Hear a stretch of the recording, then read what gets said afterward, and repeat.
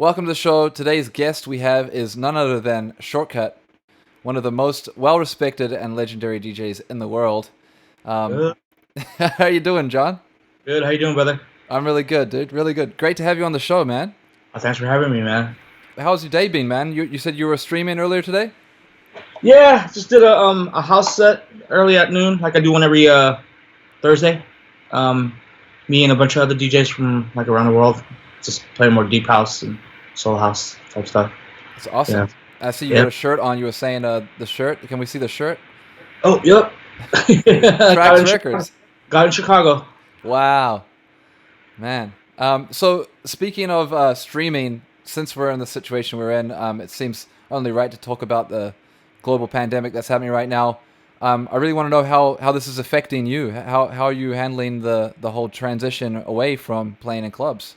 Man, I mean, it just this whole streaming thing just definitely made me look at everything differently as far as how to DJ. Really, um, of course, this pandemic is it's horrible, right? You know what I mean, and it's just it's.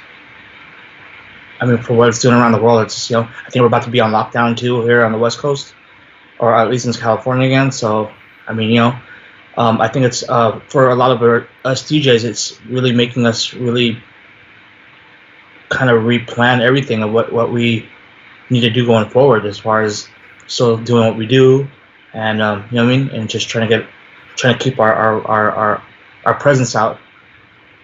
So the streaming thing definitely has changed everything. For me, basically, I used to DJ like on Fridays and Saturdays, maybe Thursdays, but now I'm on like Wednesday to Sunday. You know what I'm saying? So No it's like, doubt. I think on the positive side, it's made me love DJing a lot more again because now, just because I do different themes every night, it just makes me kind of let people who haven't known me for certain that I can play certain genres.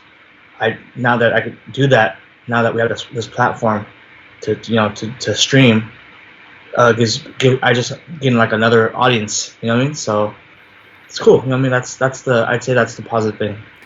Definitely out of this. Yeah, no doubt, man. I feel like of all the people that I see streaming, you're definitely one of the most consistent, and you bring so much to it. Like like you said, you've been doing these different themes. I've caught a couple of them. I caught like the R&B, the ladies jams. You've done dancehall, obviously, which I know you very well from your dancehall mixtapes. It's great for such a well-versed DJ like yourself. Are there any challenges from the streaming that you've learned or that you wanted to share maybe with people? Challenges is, I mean, it's on more on the technical side, if anything. You know what I mean? Like before this, I mean, I used to stream on Facebook before they started kicking everyone off. But I had a show called Off the Shelves where I just pick records off, and I do that I never announced it. I just do it like if I was home off tour and I just felt like doing it. But now it's like, I don't know. Just that's the challenge. I would say the challenge is definitely technical side, like getting the right connection, knowing what I need to have to make the stream good, and on top of that, also is just being just promoting the stream. That's Right. a whole another challenge in itself. Just I got Fran Boogie, my partner, who helps me host the shows and does all the flyers too. So I got a co-pilot who actually helps me put the shows, think of what themes that would work and all that stuff. You know what I mean? So. Shout out Fran Boogie. Yeah, shout out Fran Boogie. I mean, he definitely puts it down with me. DJ, my girl DJ Locke. Shout out DJ Locke. Yeah, she puts, she's my producer. She pretty much like just does all my angles while I'm DJing, and so it's like we have a little TV show kind of TV network here running. You know what I mean? So it's cool. I mean, that's the fun part. It's definitely kept me busy through this whole stay at home thing and the pandemic and everything. But I'd say challenges is definitely more of just like what to do next. You know what I mean? Yeah. What can I do for the next hour, 2 hours, 3 hours to keep these people engaged and interested and not want to go to another room or whatever. You know what I mean? So I'd say there's more positive than negative, if anything. Because now it's like now I actually want like on my riders I need an Ethernet cable to the DJ booth so I can stream at my gigs now. You know what I mean? So. We're all. I think we're all just writing. We're kind of making the rules as we go. Yeah, man. I gotta say, like you've definitely like a fish to water, and like I said, I remember your Facebook streams when you did the off the shelves show. But you know, moving to Twitch from Facebook, Mhm. what are some of the big advantages for you from doing that? I mean, apart from the obvious copyright takedowns that Facebook have been kind of notorious for. Yeah, I think with especially being on Twitch is definitely the interaction with the crowd.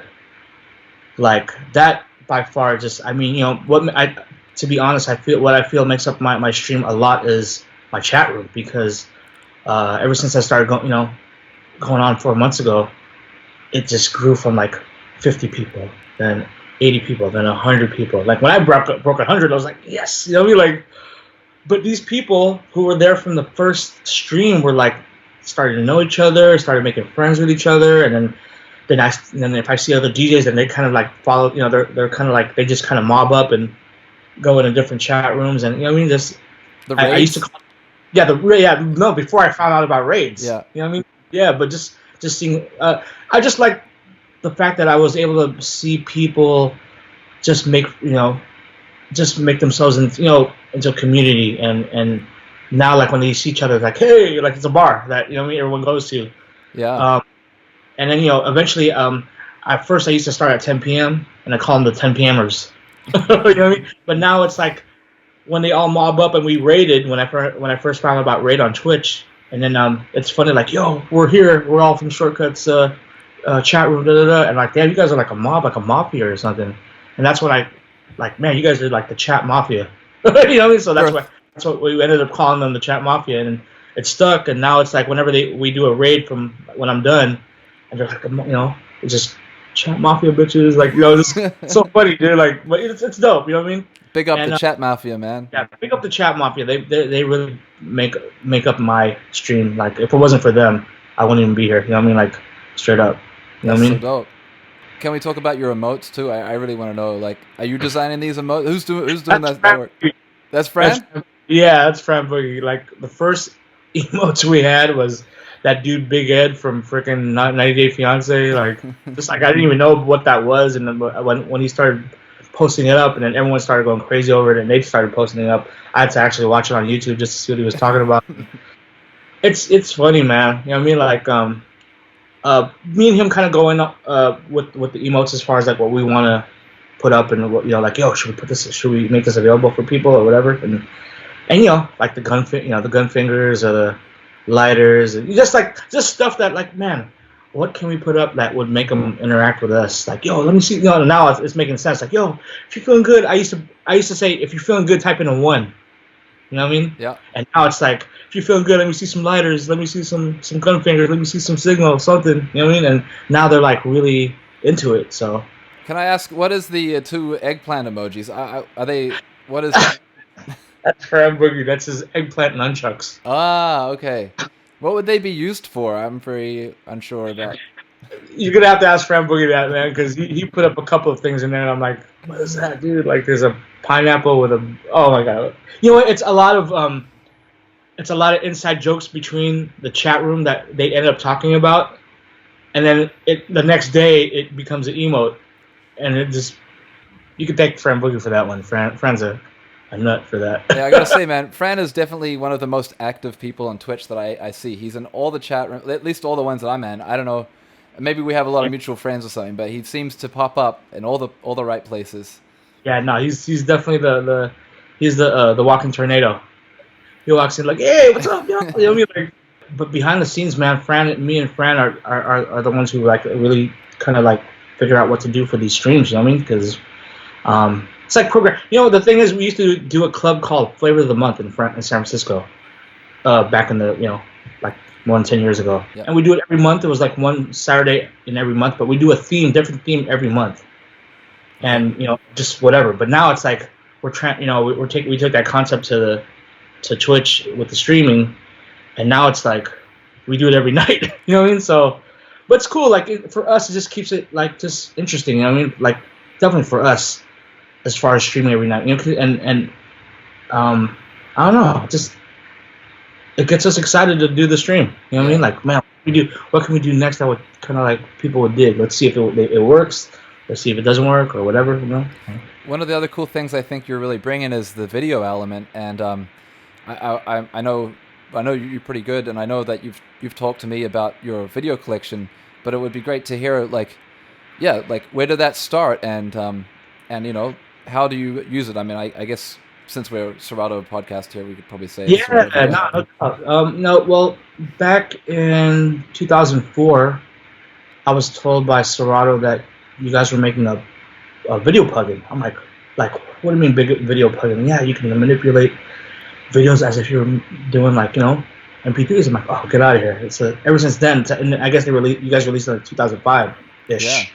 So I had a whole year to just like I was just ripping all my VHSs. I had VH1 Soul and BET, every video show they had on like DVR, and I would rip that to DVD and then digitize that to MP4. It was like the process back then was crazy, but yeah, I've been collecting videos ever since then. And then when I found out about like other video pools and all that stuff, then I kind of got involved with those. But do you want to shout any of those out? Anywhere to go? Yeah, for sure. Smash Bids, especially Extend the Mix, Promo Only, like those guys. You know what I mean? Like I've been subscribing to all of those guys, and I mean, their collections are crazy. I mean, but on top of that too, just folks I've met, video DJs I've met around the world. We just link up and we get a Dropbox going, like, I got these, and like a lot of stuff that came out in Europe that never came out in the States type thing. You know what I mean?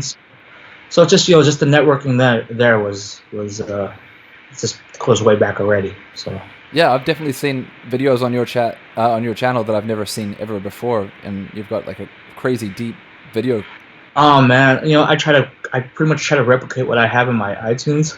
Wow. Like when I play out and stuff, like if anyone knows, whoever's any of the homies who watch this, who've seen my my playlist on my laptop, man, I'm a MP3 hoarder. You know what I mean? Like I'll every kind of genre. Hopefully, I can get as much as I can. I'll just try to replicate it. Let's see if there's a video for it. Especially if I do theme nights. You know what I mean? I'll have to kind of do the research and see if there's a video for it, and I'll find out there is one, and I'll trip myself out like, oh shit, like there's actually a video for this song, and yeah. So how, like, just if we can just get behind your process a bit, like how much time every day are you spending prepping for your videos or your Twitch sets or your live streams? Depends. Especially if it's like a producer. Like I'll give you an example. I did a Dr. Dre night. That took me about 4 or 5 hours. Wow. Just going on Discogs, looking on everything he touched as far as production or what he was on, anything. You know what I mean? Like anything that was connected to him. And what's cool about it is I learned too about certain genres and artists in the process doing these streams, because like when I do a theme, like I didn't know he produced that. I didn't know he touched that. And then to find out there's a video for look at these songs and find out there's videos for it too. That's educating me in the process. You know what I'm saying? So, and that's what I try to do with the streams. I just try to make it fun. Like tomorrow I'm doing Flight Time. Oh, Jimmy Jam, Terry Lewis. Wow. So I'm going way back to all the stuff they did pre the time, and then the time, and then everything they did on their own with Janet and Audition and all that stuff. And you know what I mean? And just like then get the videos for that. So like I said, it's cool. It's educational for me. Like I said, being at home, pandemic and all this, it's kept me like, man, I have to stay home because I have to work on the next set, kind of thing, So yeah, because I mean, I was talking to Scratch Bastard about this the other day, and today actually, and we were just talking about how the pandemic is affecting everyone differently, like. Right. And someone like you, I'm curious to know, outside of obviously pouring yourself into the work, live streaming and so forth. I knew you were touring all the time, like you said earlier. You were going from one country. You're probably one of the hardest working DJs I know in the game, and that being all of a sudden having to stay home mentally, has it taken a toll, or how are you managing that? Besides being on daddy mode for like on Mondays and Tuesdays, from Wednesday and onward, this is it. I'm here. I'm here in front of in front of my setup, and it's cool because I feel like being home having to do this, it's not just for me. It's just for folks, just seeing the feedback from folks who watch my stream and tell me like, yo, watching your streams get me through this, and being at home, and like, there's some people who are probably by themselves, you know what I mean, like who don't have a family or whatever, you know what I mean, like just to see those certain comments from certain people saying that like, yo, it gets me through, it gets, and it's something like, I look forward to every day from a day of whatever the hell I'm going through. That alone makes me feel like, oh man, I have another purpose here, you know what I mean, and it ain't just for me. It's you know what I mean.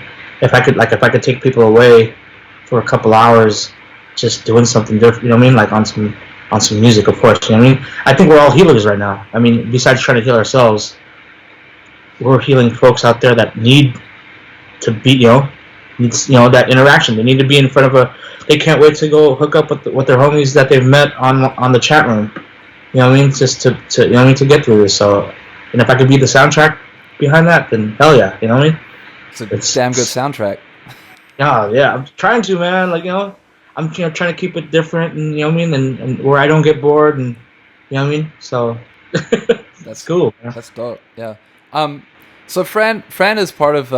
Was he part of the Triple Threat crew? Yes, he's part of Triple Threat. Right, and was he part of the Soundclash that you guys did as well? Yeah, he was. And so you guys, do you want to tell me about the Soundclash? You won what was it? Was it the Soundclash or was it called something else? It's called the Rebel Culture Clash. Okay, right. Yeah, and that happened in 2014, and we, I mean, we were one of 4 crews in the Bay Area that got chosen to do that, to compete in that. And they held it in different parts of the world, like the big ones in London, parts of Europe, and I know all the homies like Crazy's been one in Miami, and you know what I mean, and like all the J Rock and like the Stone Sour crew did one in LA. So it's like, it's kind of spread out, but yeah, that was probably one of the craziest nights of Triple Threat as a crew that we've ever been in, because you know what I mean, like, yeah, it was just dope. If you ever get to watch it on YouTube, you should, like, for sure. Yeah, who were you up against?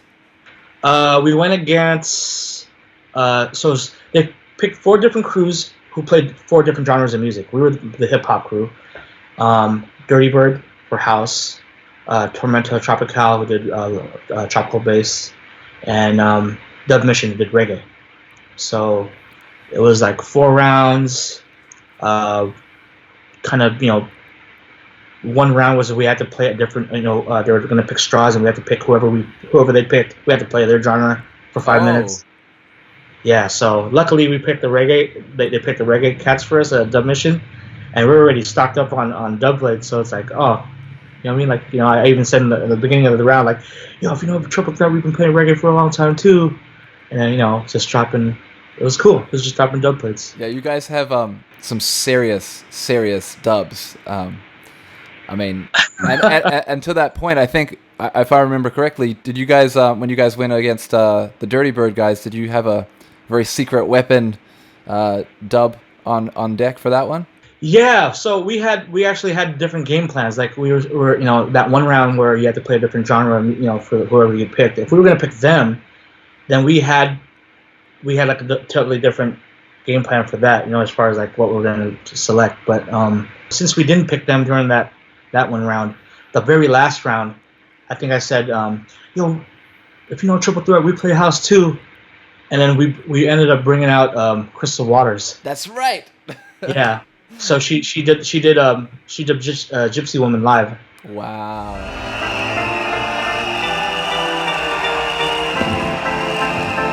Everybody sleeps. She wakes up early every morning just to do her hair now because she cares, y'all. Her hair wouldn't be right without her makeup. She's never out of makeup. She's just like you and me, but she's homeless. Oh, she's homeless. Let me hear ya as she stands there singing for money. La la dee la la la dee la la la dee la la dee la la dee la. Yeah, so that was dope. Do you think that's what put it over there? Is that what won it, or what was the point? I mean, I think timing was just ended up on on our side because we were the last ones up in that round, and that like after Crystal Waters finished, the clash was over. Like the not like on some we killed you guys. It was literally over. Like there was no more rounds. After that, they were gonna announce a winner. Wow. And so How did you tell me that story? I need to know. How did you guys link up with Crystal Waters? So when we found out about all that stuff, we just me and the guys got together like, yo, we should. What do we need to do to counteract them, and them? You know, we like think of certain things.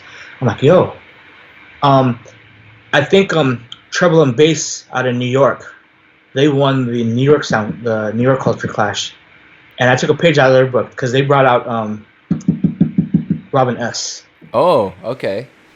And I was like, oh shit, that's dope. Another huge tune. Another huge tune. Of course, they did "Show Me Love," right? Yeah. And the thing was, Dirty Bird was definitely favored to win because they're massive. I mean, needless to say, you know what I mean? Big up Claude and Justin Martin and the homies. You know what I mean? Like they're so dope. I mean, but I'm like, man, what can we do to kind of counteract them? And I was thinking like, yo, maybe we bring out like someone like Crystal Waters and like, yo, call up a booking agent. And the funny conversations was yeah, so. Write down, taking down info of the gig. So when's the gig? Yeah, this date. So how long is the performance? 60 seconds. and they're like, what? 60 seconds. You want to fly her out from where she lives for 60 seconds? Yes. Wow. And they're like, okay. And then when they found out, we're kind of doing this with Red Bull, then they knew it was legit. And then no one. And the thing is, with this clash thing, no one knew what it was about until the day of. Like we didn't know, unless you're in the green room with all the other artists, like who they brought out and how their special guests were. Like I saw Craze. Oh yeah. Yeah, Craze. Dirty Bird brought out Craze, and we're like, me and Vin were like, whoa, what do you? Of course. Yeah, so it's just dope. It's all in fun, man. You know what I mean? Like it just. We all go to clubs all the time, but just this definitely spiced it up, and just even our crowd, even explaining it to them, yo, come out to this. Just if you support Triple Threat, just trust us, come out and support us, and we'll do. You'll find out when you get there. And when they got there, we gave everyone whistles, rally towels. We gave all our big homies vuvuzelas so they can stand, and we made them stand in different parts of the hall, just so we didn't know where the noise, because the way they choose the winner is through. Decimal meter. Oh, really? Yeah. Oh, crazy. And we didn't know where it was, so we had told them like, yo, blow the vuvuzelas up, so we know, you know what I mean? Because we don't know where it's detecting it. But yeah, stuff like that. You know what I mean? Wow. It was fun. It was really fun. That's so calculated, though. That's how you win right there with the. Yeah, but on top of that, I showed that me and Fran and the rest of the guys were watching Soundclashes for a month. Oh wow! You guys studying, really put in the work. Yeah. It was just because I told him I didn't want to do any nothing kind of gimmicky. I just said, yo, we should come out just real hardcore. Since we're battle DJs at heart anyway, because we came from the battle scene. Let's just come at that with just some raw DJ shit and you know what I mean, and then try to bring that spirit of this Jamaican style sound clashes in there, because it's a sound clash technically. So.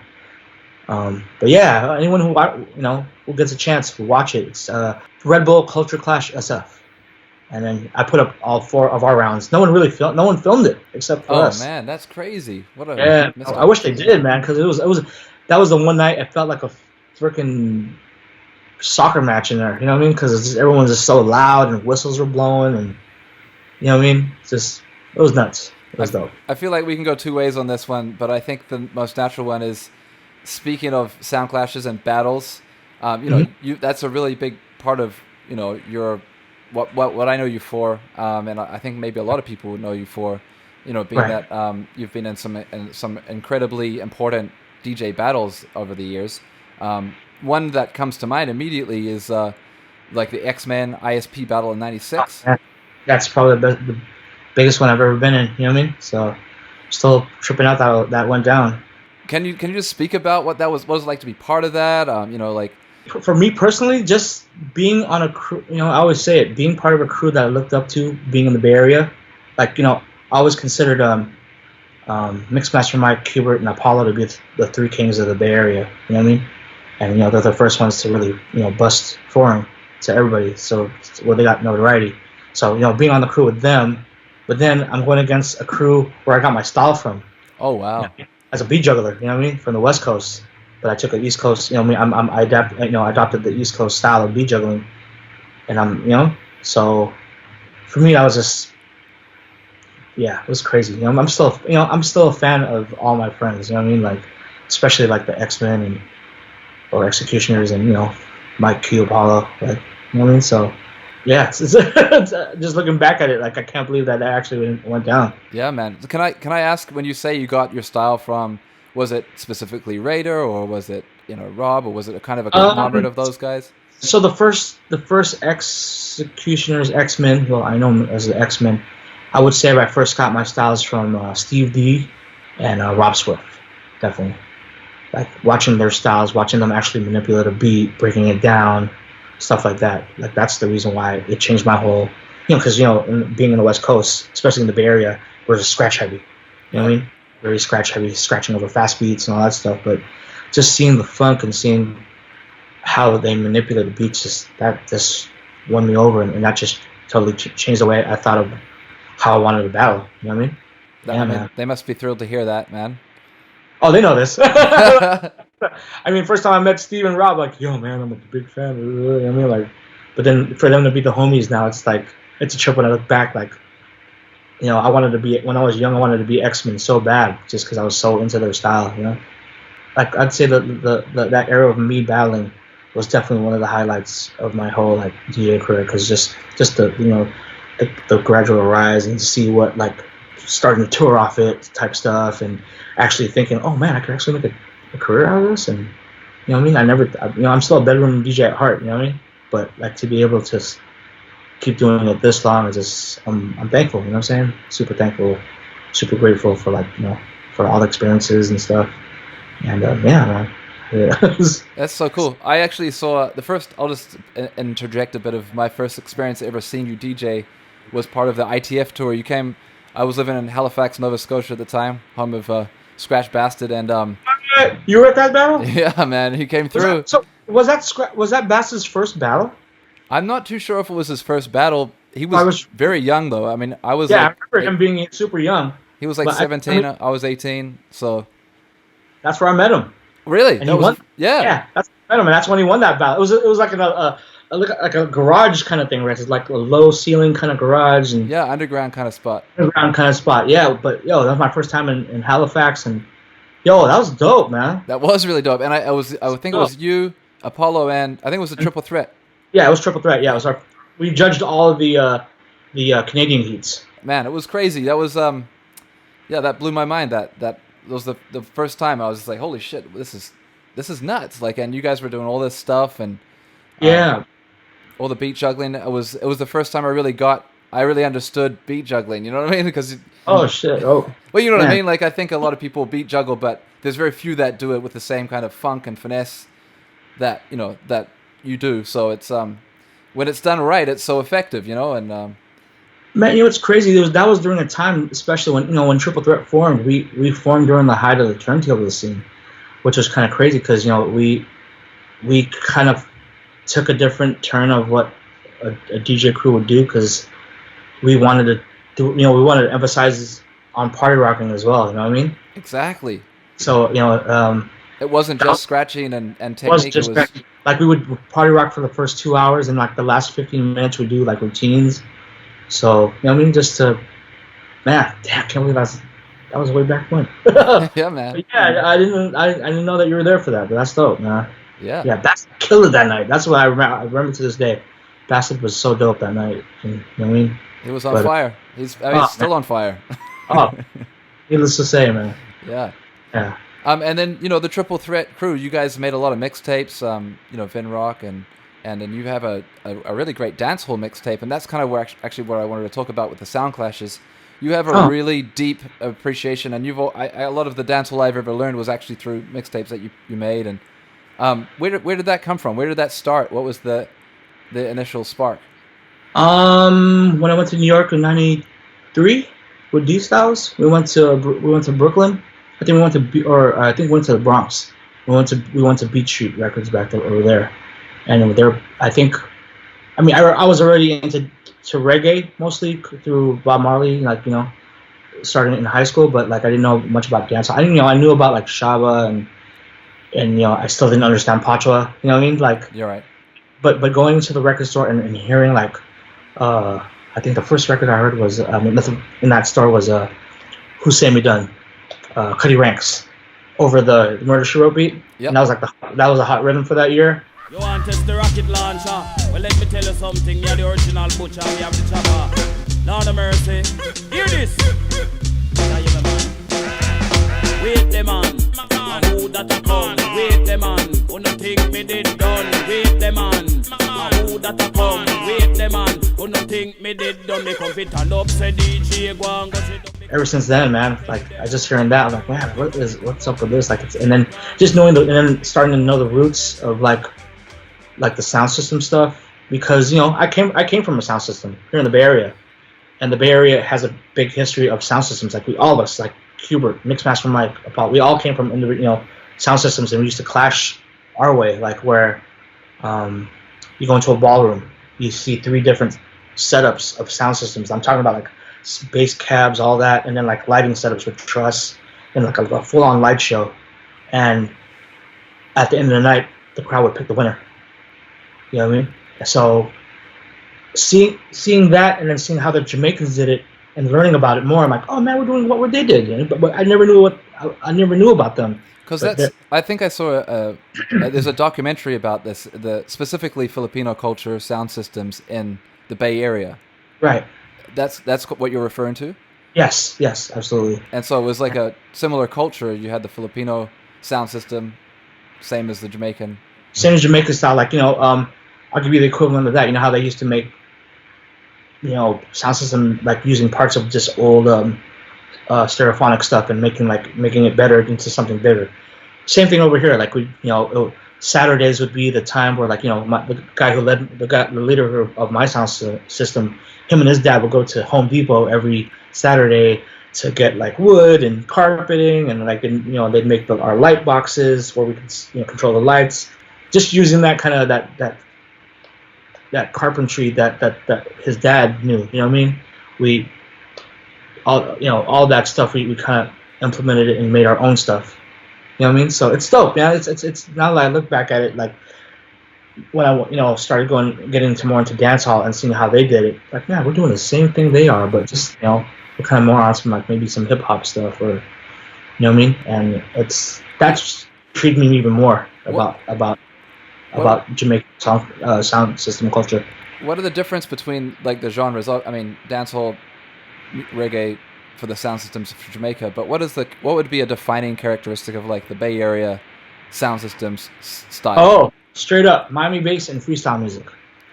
That was the first music I used to spin off. Like, I'll give you an example. Apollo.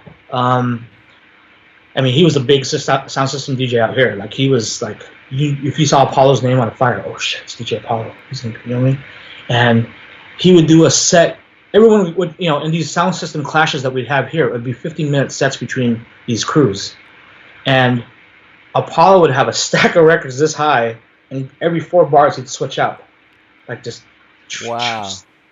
You know what I mean? Just cut up, doubles. After 8 bars, next song, blends, acapella over a thing, a weird song over a fast Planet Rock beat. You know what I mean? Like, just crazy, like a mashup, like with some Buddy Holly song over a Planet Rock beat. So kind of like the open format before it was a term. Before it was a term, yeah. That's why, like, when the whole idea of the mashup, like, wow, we're doing mashups way back when, because I was hearing like the craziest songs over Planet Rock. Anything over Planet Rock basically was like a mashup over here in the Bay Area. But it was dope, man. It was a great time, and it was just it just showed me like the creativity. Like, oh. If you play a certain genre, you don't have to stick to playing that genre. You can kind of mesh one with something else. So that's how I learned off that too. So yeah, I'm starting to see there's such a big part of your identity is playing like so many different styles, being prepared for whatever. Oh man, I mean that goes back to my sound system background. You know what I mean? Like as a sound system, you got to be prepared to play for anybody, right? So I had to learn and swing 50s '60s music, '70s music. You know what I'm saying? I had to learn about all that stuff. I had to read not only to play for my peers, but play for the parents of those peers. If I play like the 18th birthday party for the debut parties for Filipinos that turn 18 years old, the one paying the bill is the father who's like 60 something, right? So I have to play for his crowd, is all the uncles and aunts who paid for the event. I got to play their chubby checker and all that stuff. You know what I mean? Like just being able to learn all those genres at one time, disco, especially disco. Yeah. You know what I mean? Yeah, man. I mean, and I credit all that from being from a sound system, straight up. That's so dope, man. It's funny because I sometimes feel like there's a bit of a tension between club DJs and mobile DJs, but it's really good to hear your perspective because you're kind of speaking about it like, well, it's all part of the process. Oh, no doubt. I mean, it's I mean, I just feel like it's unfortunate that that the sound system scene isn't as big as it was before. I mean, obviously you can't, because I'm talking about when I talk sound system, we were still doing house parties. You know what I mean? Like in the garage, where it was still like, where people could crash the party kind of thing. You know what I mean? But that's where I learned the most. Straight up, I probably wouldn't be able to play like what I play every night if it wasn't for that. You know what I'm saying? And also too, the big thing too, I'd say about doing the streams is, for the longest time of just being labeled of nothing but being a scratch DJ, because like a lot of promoters would hesitate to book me back in the days because they thought I was just gonna be he's just gonna be scratching. Not for a long time. I couldn't show like, well, I have range. I can play this. I can play that. I can play that. You know what I mean? Yeah. And now it's like, this is the perfect time, especially if you're not the playing field is, everyone's back to equal. You know what I mean? It doesn't matter who you are, as long as you could kind of rebrand yourself. For people who don't, you know what I'm saying? Like, this is the perfect time. That's why I encourage all DJs, man, stream, do it. You know what I mean? Like, find yourself, right? Find your sound. Find your sound, get an audience. You have the best feedback on the planet, because the chat room will not lie to you. You know what I'm saying? Like, they'll just leave. Yeah, exactly. The numbers don't lie. You know what I mean? So, yeah, man, just the sound system scene was definitely a great background for me, and I'll always be an advocate for it. You know what I mean? Especially from the Bay Area, because we had so many. You know what I mean? We had so many DJs who came from that. So yeah, that's great. I mean, that kind of explains a lot to me about why there are so many amazing DJs from the Bay Area. I think obviously that must have played such you guys. I think when I think about the crews you're part of, Triple Threat, Invisible Scratch Pickles, so many of you are from the Bay. That culture is obviously just led a legacy on. You've got the next generation, people like Jay Espinoza, right, and Miles, and just exactly, Miles Medina. Oh man, yeah, I'm so proud of those my little brothers, man. They're killing it right now, and they're definitely carrying on to the tradition of just being like, just kind of just whatever, you know what I mean? Just they're not holding back on certain things, you know what I mean? So it's good. It's good to see. You know what I mean? There's something that you touched on though about being a turntablist, and not getting booked. I've watched your Boiler Room set, which I think you've even mentioned is like kind of one of your favorite mixes, where you just play a bunch of different cool music, that you're just playing because you love it. And I wanted to know, like, you also talked a little bit about when you guys started the Triple Threat crew, and you started DJing at ITF things, but also party rocking. DJ, if I may, kind of has gone through some stages over the years. At least since I've had a place in it or whatever, and I see like, you've got turntablism peaking in like the late 90s, early 2000s, and then you moved into like more of a mashup and party rocking style, and then you really saw a massive rise with EDM, right? And DJs becoming like actually more of a producer DJ, being known for playing their songs, right? But you've kind of ridden this whole wave the whole time. Obviously it's from the Bay before even turntablism, because you're obviously doing the sound systems before then. You saw that rise in turntablism, which you were a part of, and then you've managed to carry on. But can you talk about like what that kind of rise, that initial rise with turntablism, and then what it was like to try and transition to, I guess, party rock and DJ? Well, I just had to keep doing it. You know what I mean? Like, especially from being a turntablist and doing I left the Pickles in 2000, and that was like definitely a good time. I mean, looking back now, it was a good time for me to find myself of what I wanted to do, because like am I trying to stay in the turntablist scene and do nothing but that, or am I trying to I just came to the realization that I need to stick with what I know, and this is what I do. I mean, I'm a DJ first and foremost. You know what I'm saying? And I mean, I might have gotten my notoriety from the battle scene, but yeah, I think I always said that too. Like, if you enter like a DMC and all that stuff, that's just kind of like a stepping stone. As long as you make the the VHS, you know what I mean? If you make the DVD, as long as you're on there, you got that platform for people to see you. I think just the transition, especially when turntablism kind of like after I'd say it after Craze, to be honest with you. I think it kind of like it was kind of whatever. I mean, people were the hardcore was still into it, but it became its own thing so much that, like, when you go to different venues to do it, it would kind of fly over the normal, the untrained ear. It would just fly over your head. You know what I'm saying? So, yeah, it's, I'd say Triple Threat definitely being part of Triple Threat definitely made me learn the balance. I was already doing that to be honest, with the Beat Junkies, because the Beat Junkies, we all party rock and we all do the scratching thing, and we do routines and stuff. But with Triple Threat was just a little different, because we played all crazy, didn't matter what genre it was. It wasn't just hip hop or funk. It would be more house, or it would be like breaks or just whatever. Just trying to get people open to stuff. I don't know, man. There was a point too, like we kind of got backlash for it, because I think we did an Herb interview like in 2003 or something like that, and I think some turntablists felt like we turned our back on the turntablist scene, which we really didn't, because we always did that as a part of our show, but just we wanted to push the more like well-roundedness and the versatility kind of angle as far as like being a DJ, because we always felt like not everyone is going to get the scratching part, so what can we do to make them get it? You know what I mean? So let's keep them grooving for a while, and then maybe after 10 minutes of just them grooving, let's play instrumental and cut it up, or someone's gonna grab that instrumental and joke while you scratch, kind of thing. It's just so that we can kind of like spoon feed them a little bit. You know what I mean? Just so that they'll get used to it, and then when we grab their attention and they feel it, then towards the end of the show, last 15 minutes, let's just do a full-on routine, and a group routine and then individual sets, just so we can give them the whole package of Man, that's just so cool. Like, I think that you've really touched on that balance thing, and then when I think about what you guys were doing as a Triple Threat, when I think about the DJs that I know that were really influenced by you, like one of my friends, Headspin, DJ Headspin.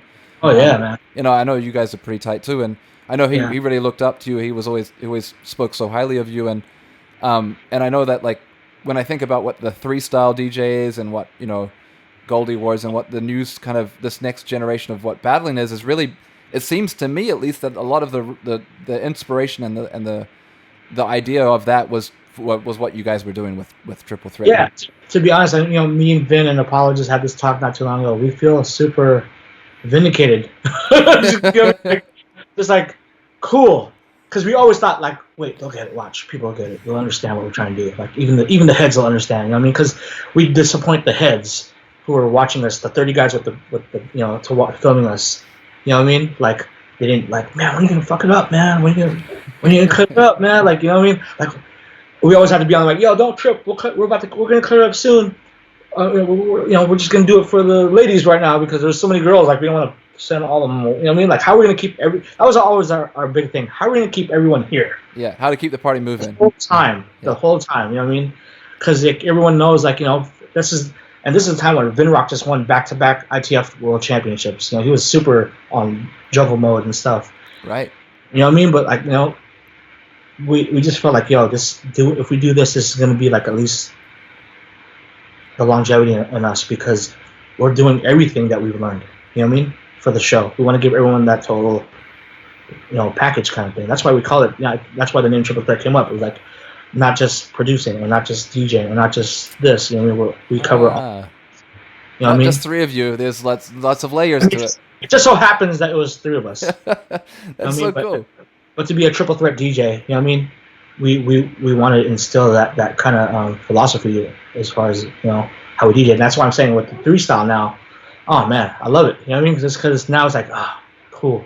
Like now everything's being counted. Like the selection number 1, and then how you execute it, and then your production. How are you going to produce your sets? You know what I mean? And then how well do you cut or juggle or whatever. I mean, it's so dope. You know what I mean? That's why now I'm like, it's you know what I mean? Like even judging I judged the World Finals in Azerbaijan when the World Finals were there, and I was there. Oh yeah, you were there too. Yeah. But just to see everyone, like just being like being silently to myself, I was like, man, it's cool that it went this route. You know what I mean? Because it just gives it that whole. It just shows everyone that versatility is key. You know what I mean? So 3 is the magic number after all, apparently. Right? As they say, right? Yeah. I was also gonna ask you though, another crew that obviously you're part of, the Beat Junkies. Massive inspiration on DJing, turntablism, and everything. Also, have a bunch of multidisciplined kind of approach to DJing. Oh, straight up. How did that come about? Like, they're a LA crew, majority, but how did you fit in there? What was the story there? Oh, so we met. Going back to we met Rhapmatic at a DMC in LA. Me and D Styles, because D Styles was in the battle, and we met Rhapmatic, and he said, "Yo, I'm part of this crew here called the Beat Junkies, giving a mixtape," and we ended up figuring out we all knew the same people, started hanging out, and I think when we all end up like just kind of knowing that we had like-minded minds of certain things, we end up going to LA every other week. Like me and D-Style would fly to LA just to hang out with the guys, and then I think it was Rhett who went to J-Rock who was like, "Yo man, can we get these guys in the group?" The Funky President. Yes, sir. And he gave it okay, and then we ended up we always loved hanging out with them. We just and so from then on, me and D-Styles were the NorCal members of the Beat Junkies. You know what I mean? That's so cool. But I mean, just the Junkies alone have had so much of an influence on me. I mean, obviously, just seeing how the way they play, how back to selection. You know what I'm saying? Like, and then that carried over to what I do to Triple Threat or what I do with the Pickles. You know what I mean? So, if anyone was to ask who my major influences is all my crew members. You know what I mean? Because we all feed off each other to make each other better, kind of thing. So that's so cool, man. It's just so cool that it's like, I think when you think about DJing, sometimes it can be very much about an individual. Right. But it's so great to hear about all these dudes that are kind of just getting along together and doing things together, as opposed to trying to and especially in the competitive battle scene where there's so much ego can be anyways. You guys are so like, hey, like we got mutual respect. We're better together, like. Yeah, strength in numbers, man. You know what I mean? Like, just now that I'm looking back to the times when we first started hanging out, when me and D-Styles first learned the flare scratch, you know what I mean? Going down to LA and showing them the flare scratch, we were in DJ Chris's garage, and we're all just like, oh shit, you know what I mean? Like everyone's all tripping out, like, yo, this is what makes it fun. You know what I mean? Like we're just all posseing up and just learning something new, and we all trip out on that. You know what I mean? And I mean, nowadays I don't really see too many DJ crews like how it was back in the days. But if you look back on the crews that were established, everyone made their mark. You know what I mean? Allies, Fifth Platoon. You know what I'm saying? I mean, all the other crews. The Hobos. I mean, just everyone had their. They all figured out like when we get together, we're dope, and when we're individual, when we go off and do our individual thing, we're just as dope. You know what I mean? Because we all learn from the central thing, So yeah, I mean, I don't know about you, but I think everyone learns DJing. I mean, there was not until recently with the Beat Junkies having a school and things like that. I don't think there was as much access to information. In fact, I'd like to talk about that as well because, what Qbert and a lot of these, even the DMC videos, there was before there was turntablism culture, I feel like a lot of that stuff came from the Bay. A lot of these videos and kind of content about how to DJ and DMC videos and things like that, learning about how to do the things that you guys were doing was coming was coming from that. And then even the records, the dirt style records, and Babu's Super Duck Breaks and things like that. All of that kind of helped educate us, but we all still had to learn from somebody else. There was always a teacher or somebody who was a little bit older brother or uncle or somebody. For sure, man. I mean, that's, without influence, there's not going to be any change, right? So, right. I mean, straight up with with all the stuff that when we're making those videos for with the pickles, all the best the tutorials, man, that was all like, what should we do now type of shit. What are we gonna teach now? We're kind of making it up as we go, kind of thing, So, but now that that's why I'm thankful that now with the Beat Junkie Institute of Sound, now we have a real structured way to show, in the most layman's terms, for someone who has no idea how to DJ, how to show me how to DJ. You know what I mean? Because back then, even to this day, I just did a master class on Sunday teaching beat juggling. I still had trouble trying to kind of explain the right way, because there is no real right way to do it. Right. It's whatever you have in front of you, and just you come up with it. Not like scratching. Scratching, to do this scratch, you do this and this, right? But with beat juggling, it's like, whatever you did on that turntable, end it off on the other side. And it depends beat to beat, right? You're kind of working with limited. Exactly. As long as the snare falls into place, you know what I mean? As long as you throw the snare where it needs to be every time you go back to back, then that's, and that's what I was trying to teach when I was doing the master class. So, as DJs, I think we're always students of this, no matter what, forever. We're always a student of DJing. If you're a DJ, you know what I mean? You're learning something new, especially now that the technology and software is just, like what you taught me on studio. You know what I'm saying? Right. Serato Studio. I mean, that's not now that I saw that, I'm like, oh, now I know how to implement that in my DJ sets. You know what I mean? So it's dope. It keeps me. That's why I keep doing this. It keeps me intrigued, motivated, right? Motivated and interested. You know what I'm saying? So.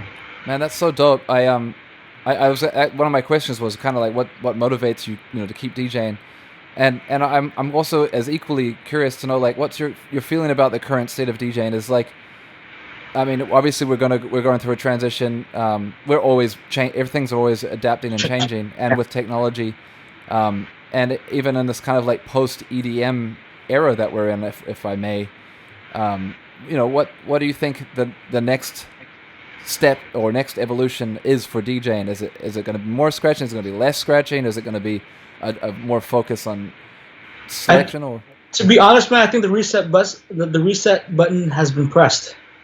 In my opinion, like I said, it just this whole thing created everyone. It set everyone back to zero. And how are we going to raise it back up? You know what I'm saying? And especially with just streaming now, I think it brings DJing back to the forefront. Just not to quote unquote real DJing, but just more of just raw skill DJing. You know what I mean? Blending, just the creative process, selection. Adding the spice of scratching or juggling on top of that selection. You know what I'm saying? It just it kind of filtered out folks who really want to be into it and who are really dedicated to the craft, you know what I'm saying? So, it's just hard to say.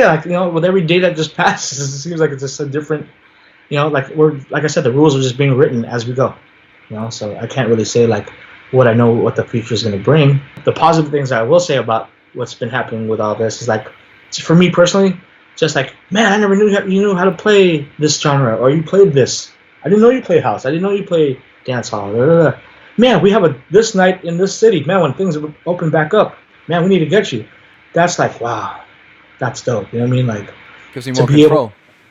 Yeah, but just to get folks who just never knew that I could do certain things. You know what I mean? That know you. Yeah, bro, no, you just from the pickles or for what I've seen on. Because if you look on YouTube, majority of the stuff, almost 95% of the stuff you'll see is me scratching. You know what I mean? Or Right. juggling. But like no one really knows me for a selector, so it's like I think this is a great time right now to show what you got, everything. You know? Yeah, man, and it's crazy because like from what I know of you, you've just got so much amazing music, and you've got so many interesting versions, and instrumentals and dubs and all these different kind of things and videos. I mean, you present pretty much whatever you want. You got it. You know what I mean? It's Yeah, kinda crazy. that's what I'm saying. Well, that's what I'm saying. Like also too with the themes, it's like if you knew nothing about New Jack Swing, for instance, if I do a New Jack Swing night, I'm gonna go in. You know what I mean? So I'm gonna play everything, even the, you know what I mean? Like, and if you never knew who did what, or you have now a face to the music, you know what I'm saying? A face to go with that song that you always heard but you never knew who it was. And then I'll even drop a little like, did you know clip things like, yo, so and so produced this, but this song was originally supposed to be for him, and he didn't take it. So this is who's that song? And people trip out like, word, like, and just to see the people in the chat be like, damn, I didn't know that, and that to me just makes it all worth it. You know what I mean? Just to know that I've gotten someone else open to something that they didn't. You know what I mean? So. Especially that feeling you get when you found something that you didn't even know you'd loved. You get absolutely. I mean, that to me, that's always like the coolest thing about DJing is that you're in a position all of a sudden to introduce new ideas or new songs to people, and turn them on to maybe it could end up be their favorite song. You know what I mean? Or their favorite song for that week. I don't know. Straight up, even as yourself as a DJ, if you're a DJ yourself and you're known to play this genre for a long time, if you're playing nothing like more the new stuff or whatever, and then now you're playing like you're kind of going to the more deeper stuff that you've always been into but no one knew you before. That's why I say that it's dope that we have that now. That, you know what I mean? Like that platform to just do whatever the hell you want and see. You know what I mean? It's like, oh, you like it? You know what I mean? Cool. You know what I mean? That's dope, man. You know, like I said, we need to heal as DJs. I think we're healers right now, and just watching all the homies streams like Craze and Z Trip, and just seeing them go off, and Bastard doing his barbecue, and Jeff doing it. I mean, it's just dope. It's like now you're not too far to see them. You know what I mean? He's at the city, but I can't see him. Oh fuck, he's gonna be on. So I'm gonna see him for a whole hour just watching them rock for there you go. Yeah, so, that's definitely the silver lining, eh? Like you just get to see all your favorite DJs. Not only that, you could talk to them. Yeah. Like just getting DMs from certain fans that like, yo, I've been a fan of you for this long, and since this mixtape, but to see you play other stuff now, like I didn't know that. I'm a fan of this project that you do or whatever. Man, that's just like, who wouldn't be motivated by that as a DJ? You know what I'm saying? So, I got one more question. It's kind of a question I ask everybody. It's going to be a personal thing, whatever it means to you. But I want to know what does the power of music mean to you? Man, where do I start? So many things. To heal, to educate, to motivate, to inspire. My God, how many things? That's everything that just comes right off the bat to me. The things that all the positivity that it does, that it comes with it. You know what I'm saying? The positive to talk. The power of music to make friends that I can't even speak the language around the world, but I'm friends with them because I'm through music. You know what I mean? Music is the one thing that just keeps all of us sane, man. That keeps us together. That's something. Music is the one thing that we all agree on, at least. You know what I mean? If within this damn divided ass world that we're in, you know what I'm saying? Like, we could all agree, like, that song is dope. Oh, that vibe is dope. Oh, I'm about to dance. Are you about to dance too? Oh, cool. Like, oh, you're about to cut it up too, man. Let's cut it up together. You know what I'm saying? Like, just, it can't be. For me, it's not just one thing. It just involves this whole thing of just. It's what makes you. It makes up life, man. Straight up. I mean, not to get super deep, man, but really, it's like, yeah. That's it. I agree 100%, man. Yeah, man. I could go on with different descriptions too, but just like those are the big ones for me: inspire, motivate, healing, especially now. You know what I mean? So, but yeah. That's awesome, man. Look, I want to thank you so much for being part of this, and I Yeah, man. I know you're busy. I know you got all these streams, and if anyone who's listening to this right now, you definitely got to check out Shortkut's channel on Twitch. It's one of my Please. favorites. Thank you. Yep. And- Every 8 p.m. PST. What every day? Not every day. Wednesday through Sunday. Wednesday through Sunday, 8 p.m. Yes, 8 p.m. PST, and I do a different theme every night. Awesome. Shout out Fran Boogie. Shout out Beat Junkies. Yes, shout out Beat Junkies, shout out the Scratch Pickles, shout out Triple Threat DJs, shout out DJ Lock. DJ Lock. Yeah. Where the dogs at though? Inquiring minds need to know where the Shivas are at. Oh, they're outside. They're chilling. Okay. It's a sunny day out here in the Bay, so Cool. yeah. Awesome, man. Thank you so much for being part of the show, John. I'll stop recording, but I'll stay online and I'll say peace. Offline. Okay, cool. All right. Shout out to everybody. Respect.